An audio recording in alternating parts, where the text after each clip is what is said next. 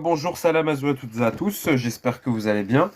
Alors voilà, je me suis permis aujourd'hui de répondre à Rima Hassan, qui est députée au Parlement européen, qui est aussi députée de la France Insoumise, donc voilà, et qui s'est exprimée dans un quotidien, un journal espagnol, El Independiente, où elle dit, je vous dis, la première phrase, elle est très très grave et très significative. Je ne peux pas accepter qu'on dise sur la situation des peuples palestiniens et sahraouis que la situation des peuples palestiniens et sahraouis est la même. Donc déjà, ça commence très très bien.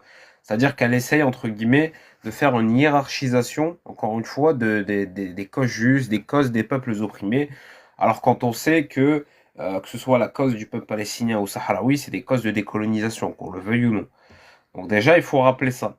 Maintenant, on va commencer à lire. Attendez, l'article a été rédigé par Francisco Carrion Molina.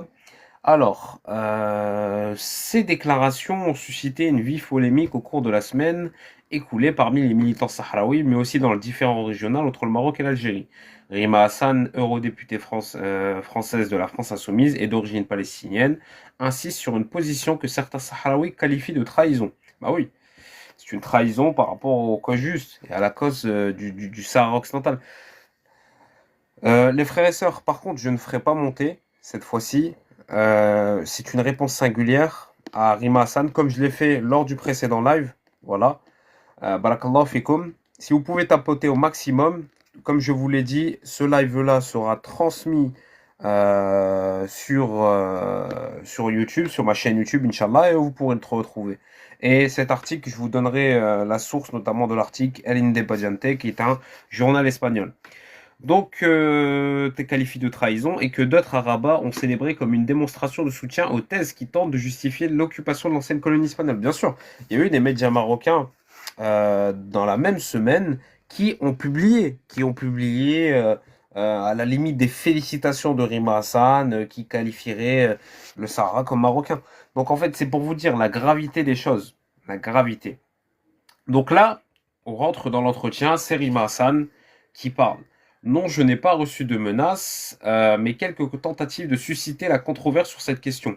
J'ai aussi reçu beaucoup de soutien de la part des gens de tous les bords, répond Hassan, qui fait partie du parti dirigé par Jean-Luc Mélenchon dans une interview à El Independiente dans laquelle elle tente de défendre ses opinions dans le conflit sur le dernier territoire d'Afrique en attendant la décolonisation porte d'un demi-siècle de contentieux. Donc pour elle, c'est une opinion, encore une fois, d'appuyer des thèses marocaines et de facto coloniales. Hein. C'est incroyable, hein, je vous dis. Alors, la première question, comprenez-vous la controverse suscitée par vos déclarations sur le Sahara occidental?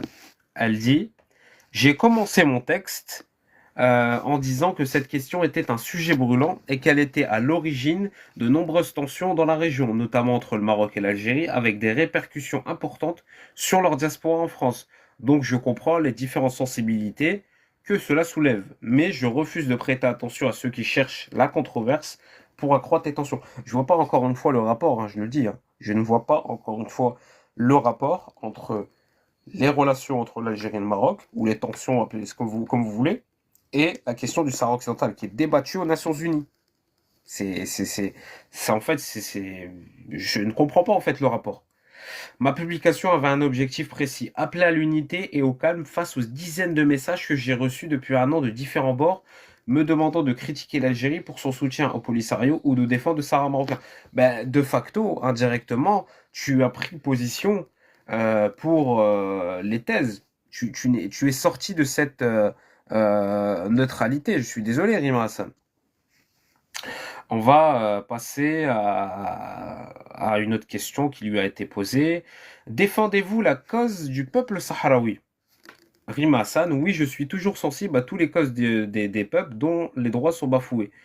Et le peuple sahraoui est l'un d'entre eux. Il a le droit de voir ses revendications entendues. Là, elle essaye, vous allez voir, hein, ses revendications entendues et ses souhaits respectés. J'ai écrit précisément, rien ne peut être résolu sans consulter les Sahraouis par le biais des négociations et d'accord avec eux. Bah oui. Après, bon, ça c'est de l'honnêteté intellectuelle. Voilà, on peut pas lui enlever ça, mais Encore une fois, ça m'aurait étonné qu'elle aurait dit l'inverse, parce que je vous dis, elle n'a aucune excuse. Elle n'a aucune excuse parce que elle est diplômée, je crois, de droit international. Donc elle connaît très bien les juridictions internationales. Elle connaît très bien ce sujet, hein. Donc voilà. Donc la COSPA, et c'est là qu'on va rentrer dans quelque chose de très vicieux, encore une fois. La cause palestinienne est-elle comparable à la cause sahraoui? Je ne peux pas accepter qu'on dise que ce que vit le peuple palestinien est exactement ce que vit le peuple sahraoui. C'est une opinion et je me base sur des réalités. La première est l'objectif génocidaire. Donc attendez. Là, elle essaye encore une fois de faire une hiérarchisation des colonisations, des oppressions en général. Donc si on écoute Rima Hassan, jamais le régime marocain n'a essayé de faire disparaître le peuple sahraoui. Jamais. Alors que c'est tout le contraire, hein. Hassan II voulait faire disparaître ce peuple sahraoui en 75 en les bombardant en napalm. Je rappelle 25 000 civils sahraouis qui ont été notamment soignés visités par des militants palestiniens. Donc même les militants palestiniens soutiennent la cause sahraoui. Ils savent très bien qu'elle est étroitement liée, d'autant plus, encore une fois, comme je l'ai dit dans le précédent live, que avec la normalisation aujourd'hui du régime marocain et de l'entité sioniste, tout est relié, hein. Je suis désolé. Il y a, par exemple, c'est le Maroc qui accueille des pièces de F-35 à Tangemed, tout simplement. Alors, c'est une opinion et je me base sur des réalités. La première est l'objectif génocidaire. Nous assistons à une tentative de faire disparaître physiquement le peuple palestinien par une colonisation qui tue tous les jours et des bombardements incessants contre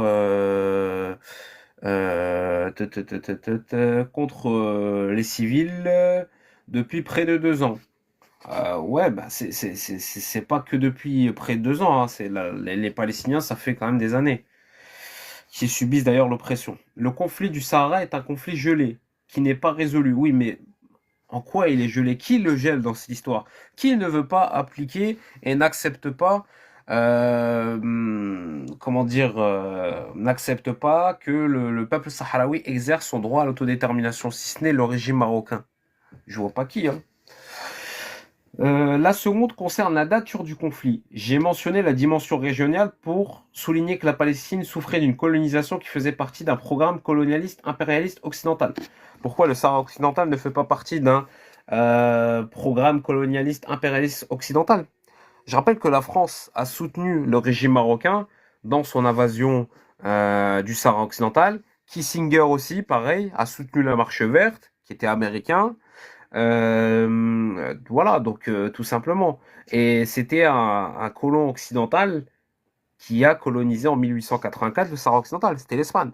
Donc de facto, c'est aussi lié, hein, que vous vouliez ou non. Mais pour Rima Hassan, entre guillemets, c'est pas la même chose. Ce n'est pas le cas du Sahara. Ben si. Déjà, encore une fois, je vous dis, hein, c'est très important, vous savez, quand vous lisez des articles ou quand quelqu'un parle, il y a des éléments de langage qui ne trompent pas.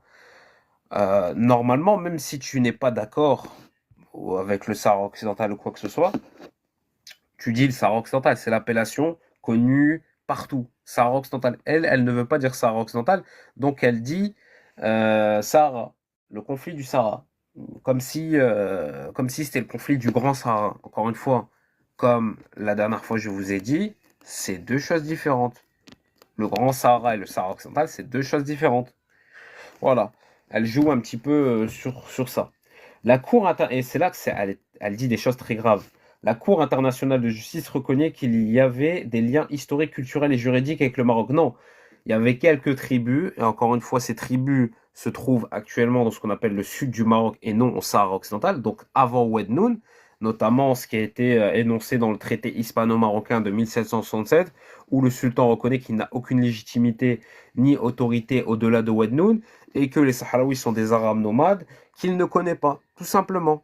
C'est très très simple en fait. Donc on va continuer. Dire qu'il y a des liens, déjà encore une fois, c'est essayer de déformer les propos de la Cour de justice internationale qui avait rendu un avis en 75. Ce qui n'est pas le cas avec les Palestiniens et les Israéliens. Je vois pas le rapport, en fait. Je vois pas le rapport. Il y avait aucun lien juridique, hein. Aucun lien juridique ni historique avec le Maroc. Et indirectement, c'est légitimer un petit peu cette propagande de, vous savez, du Grand Maroc. C'est-à-dire que le Maroc a eu légitimité sur le Sahara occidental. Prochainement, on va nous dire quoi? Que le Maroc avait légitimité sur le Mali, sur tel ou tel pays de la région. Voilà, donc faut arrêter de dire n'importe quoi, Rima Hassan, s'il te plaît. Je t'invite à aller te renseigner plus particulièrement, même si je vous dis, je pense que ce sera la dernière vidéo et le dernier live sur Rima Hassan, parce que bon, voilà, au moins, je pense que c'est un peu plus clair. On va dire que quand il y a eu son post sur Instagram, c'est vrai que moi, le premier, j'ai douté. Je me suis dit, bon, peut-être que voilà, elle ne sait pas ce qui se passe, ou du moins, elle a essayé de donner une autre lecture, ou peut-être qu'elle a subi des pressions ou autre, encore une fois. Mais là, je me rends compte de plus en plus que bah, c'est ce qu'elle pensait à la base, à l'origine. Donc, d'ailleurs, certains dirigeants parlent même de conflit régional et ce terme apparaît dans divers documents de l'ONU. Non, non, non, on ne parle pas de conflit. C'est du grand n'importe quoi, en fait, ce qu'elle nous dit. Et je vous dis, même dans son poste, son autre poste, euh, elle avait dit quoi? Elle avait dit que bon, que la Palestine c'était une cause du colonialisme occidental ou je ne sais quoi. Et elle avait dit pour le Sahara occidental que c'était un conflit arabo-arabe. Je vois pas le rapport en fait. Je vois pas le rapport. Je vois pas le rapport en fait. C'est incroyable. Donc on va continuer. Les deux sont des colonisations qui ont été voulues par les Occidentaux à la base, qui ont été soutenues par les Occidentaux. Je vous dis, soutien de la France ou soutien de Kissinger à la colonisation du Sahara occidental, elle est très claire, tout simplement.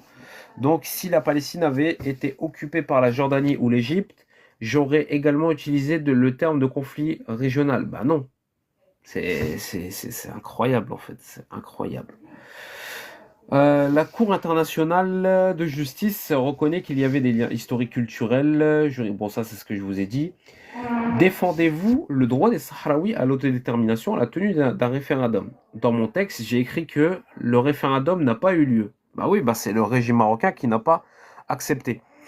Les frères et sœurs, je vous fais monter après, petit à petit, sur ce sujet. Là, je suis en train de faire une réponse assez singulière à Rima Hassan qui sera, je pense, diffusée sur ma chaîne YouTube, Inch'Allah. Et après, je vous fais monter avec grand plaisir. Donc voilà. Défendez-vous. Dans mon texte, j'ai écrit que le référendum n'a pas eu lieu, contrairement à ce que les recommandations de l'ONU exigent. Si cette solution ne réussit pas en raison de la difficulté à comparer, l'organe électoral des négociations directes avec le peuple sahraoui devront être envisagées. Je soutiens l'idée que le peuple sahraoui devrait pouvoir s'exprimer soit par le référendum, soit par des négociations avec le Maroc. Mais en fait, c'est ça le problème. C'est ça le problème. Je ne vois pas le rapport entre le référendum et qui est quelque chose qui relève du droit international des Nations Unies et quelque chose qui est un droit pour le peuple sahraoui et les relations algéro-marocaines. Elle veut à tout prix qu'on renoue avec le Marzen alors que le Marzen est le problème dans ce conflit. C'est lui qui ne veut pas accepter que le peuple sahraoui a le droit à son autodétermination, qui a essayé de saboter de tout temps les référendums, qui a essayé de manipuler. D'ailleurs, c'est pas moi qui le dis, hein.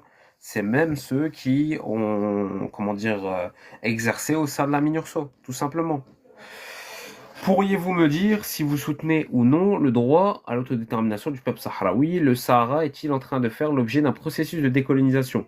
Ce qui m'intéresse, ce sont les solutions, tout comme les Palestiniens, même s'ils sont un peuple colonisé, sont aujourd'hui obligés de négocier avec les Israéliens, soit sur deux États, soit sur un État binational. Quant au peuple sahraoui, il a besoin d'être consulté et de pouvoir négocier directement avec le Maroc. Non, il a besoin d'un référendum pour choisir son avenir. Et après, bien sûr, les négociations, on va descendre. Soutenez-vous le Front Polisario? Soutenez-vous le Front Polisario? Je n'ai pas d'opinion sur le Front Polisario. Le conflit est en fait gelé, nous devons avancer dans les négociations et reprendre le dialogue. Mais encore une fois, le conflit n'est pas gelé, hein. Il y a une guerre entre le Front Polisario et l'occupation marocaine, hein. Les Sahraouis aussi, dans la vie civile, c'est-à-dire dans les territoires occupés, militent notamment pour l'indépendance du Sahara occidental. À mon avis, il n'y a pas de solution militaire. Ah bon? Ah bon? Je pense qu'elle ne connaît pas. Je ne sais pas si elle le connaît ou elle ne connaît pas. Mais dire qu'il n'y a pas de solution militaire depuis, depuis la rupture du cessez-le-feu de la part du Maroc aux côtés du passage, je crois, de Guergueret, il y a une guerre qui a repris. Donc il y avait un cessez-le-feu qui a été institué, mais c'est l'occupation marocaine qui a décidé voilà. Quelle est votre opinion sur la proposition marocaine d'autonomie pour le Sahara occidental? Encore une fois, ce n'est pas à moi de décider cette question. Cette question ou de parler au nom des Sahraouis. Mais tout d'abord, des négociations doivent avoir lieu avec le peuple sahraoui. Mais tout d'abord, des négociations doivent avoir lieu avec le peuple sahraoui et le Maroc, sous les auspices des Nations Unies pour parvenir à un accord. C'est ce qui est prévu en fait. C'est ce qui est prévu.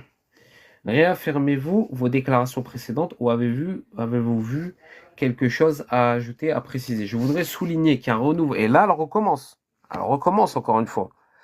Je voudrais souligner qu'un renouveau des relations entre le Maroc et l'Algérie peut ouvrir une fenêtre de progrès sur la question du Sahara et j'espère que cette région composée de peuples frères s'engagera sur la voie de l'unité et de la coopération. Mais comment tu veux être uni avec un régime qui est expansionniste, à la manière notamment de l'entité sioniste, hein, qui tente de déstabiliser tous ses voisins, qui tente encore une fois de prendre les territoires de ses voisins. Donc en fait, je pense qu'elle ne connaît pas la situation régionale en fait.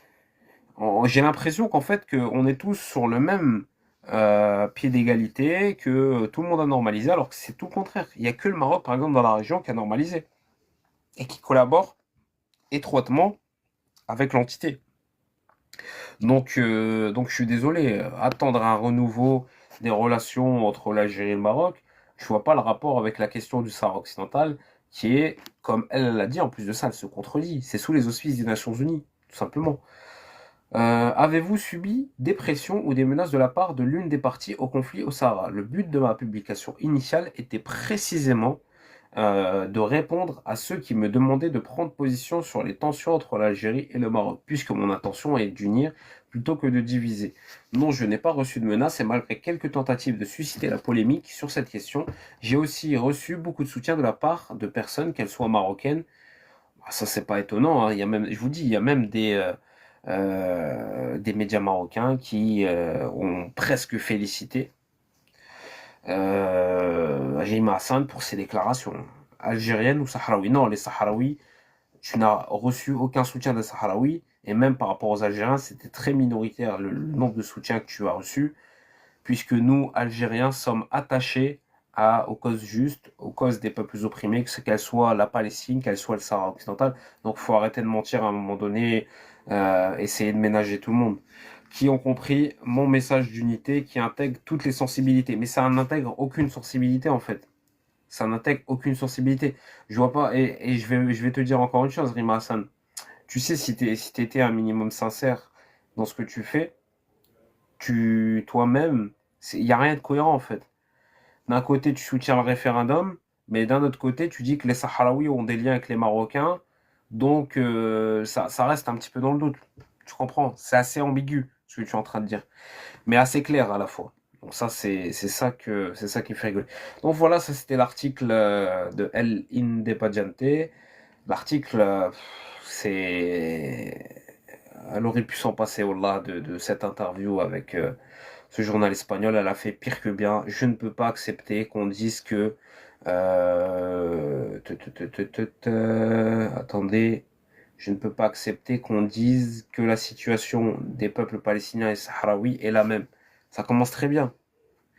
Rima Hassan, est-ce que tu savais, je vous l'ai dit tout à l'heure, hein, est-ce que tu savais qu'il y avait énormément de militants palestiniens qui soutiennent le peuple sahraoui, qui soutiennent le Sahara occidental, qui soutiennent l'autodétermination du Sahara occidental? Je vois pas, déjà tu te veux porte-parole des Palestiniens. Tu n'es personne, encore une fois. J'ai salué, hein, dans ma première vidéo, sur toi, dans le live précédent, j'avais salué ton engagement sur la cause palestinienne, mais force est de constater que tu es en train de manipuler la cause palestinienne pour tes propres intérêts. Moi, je suis désolé, hein. Je suis désolé. Donc à un moment donné, moi, ce que je te répondrai, c'est que la cause palestinienne et la cause sahraoui, c'est la même chose. Tout simplement. Il n'y a pas c'est pas la même chose, ou c'est un conflit arabo-arabe, ou un conflit régional, ou je ne sais quoi. C'est les mêmes choses. Tout simplement. Le Sahara occidental a fait partie d'un projet, comme la Palestine, d'un grand emplacement, avec des colons marocains, bien sûr au début espagnols, mais aujourd'hui beaucoup plus marocains, tout simplement. Les Sahraouis ont été bombardés au napalm en 1975. Moi, je t'invite à aller voir d'ailleurs un très très bon documentaire qui t'expliquera ce que c'est une réflexion neutre, mais à la fois juste. C'est-à-dire que la réflexion neutre et juste, par exemple, c'est Arte. Leur documentaire, c'était La dernière colonie, le peuple oublié du Sahara occidental, la dernière colonie. Et vous allez voir, hein, on y voit en 1975 des bombardements, on voit comment Hassan II a envahi, en général la vie civique notamment pour notamment le peuple sahraoui dans les territoires occupés. Donc tout simplement, c'est du grand n'importe quoi ce qu'elle nous dit. Juste pour répondre à certains qui me reprochent d'attaquer, je n'attaque pas déjà, moi je dénonce. C'est deux choses différentes. Je dénonce Rima Hassan sur ses déclarations, sur ses idées dont je ne suis pas en accord, tout simplement. Qui me disent que je ne devrais pas dénoncer Rima Hassan, et si je dénonce Rima Hassan, c'est être anti-LFI. Excusez-moi, c'est du chantage en fait ce que vous êtes en train de faire. Que ce soit quelqu'un qui soit d'extrême droite. Et encore une fois, je n'ai pas envie de parler de politique française parce que ça m'intéresse pas et c'est pas mon sujet. Que ça soit quelqu'un d'extrême droite qu'on connaît, hein, on connaît l'extrême droite pro-marocaine, anti-Algérie, ça c'est clair, net et précis, ou même la droite dure en général qui est à la botte du Marzen, c'est la même chose. C'est la même chose, moi je suis désolé. C'est comme si on me demandait de me taire parce que... Donc je ne comprends pas en fait ce que certains essayent de me reprocher, parce que j'ai vu ça aussi dans d'autres commentaires. Moi, je dénonce Rima Hassan par rapport à ses idées. Ça aurait pu être quelqu'un du centre, de gauche, de ci, cela. C'est peu importe. Je m'en fous en fait de son groupe politique ou comment dire, ses idées sur la scène politique française. Moi, ce que je regarde, c'est ses idées par rapport à la cause sahraoui, la cause palestinienne, qui est pour nous très importante. Tout simplement. C'est tout. Ça sert à rien de rentrer dans les histoires de LFI, pas LFI, tout simplement. C'est les gens, moi je vous dis, les Algériens et même les Sahraouis ou d'autres personnes, encore une fois, de notre région, se feront leur opinion. Moi, j'ai rien à dire aux gens sur ce qu'ils vont aller voter ou ce qu'ils vont pas aller voter. Tout simplement, moi, je suis là pour dénoncer des faits. C'est elle qui, en plus de ça, a réitéré ses propos dans El Independiente. Qu'est-ce que vous voulez de plus? Encore, je vous dis, on serait resté sur une déclaration Instagram assez ambiguë, même si elle l'a fait 2 fois. Elle a fait quand même 2 fois, je crois, où elle a parlé de conflit arabo-arabe et des bêtises comme ça. Bon, bref, c'est caricatural, hein, je vous dis. Mais là, elle récidive, tout simplement. Donc voilà.